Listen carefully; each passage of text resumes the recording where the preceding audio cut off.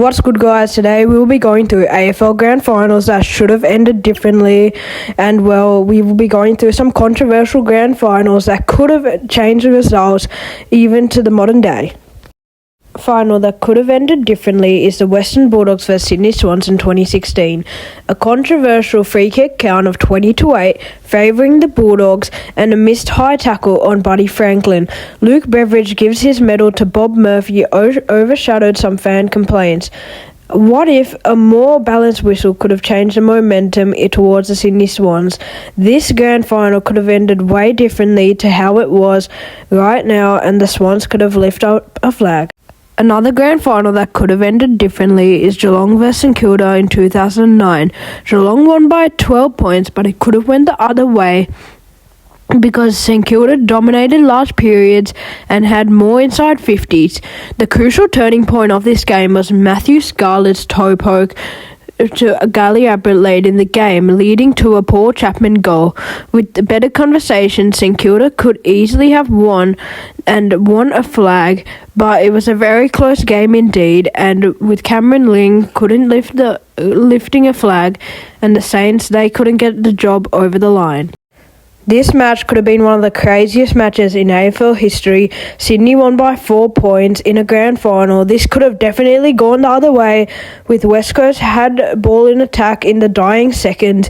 A single clean possession or mark could have resulted in a match-winning goal.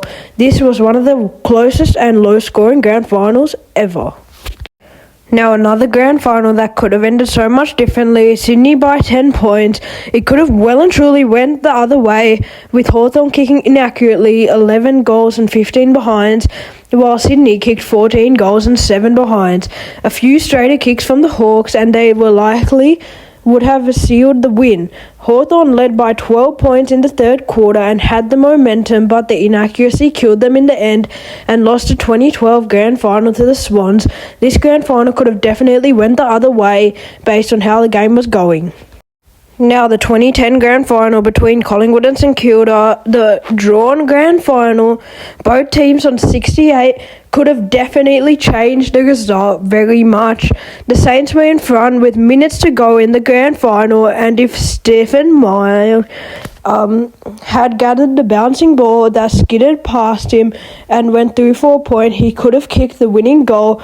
That moment is one of the most haunting near misses in grand final history and could have changed the AFL forever.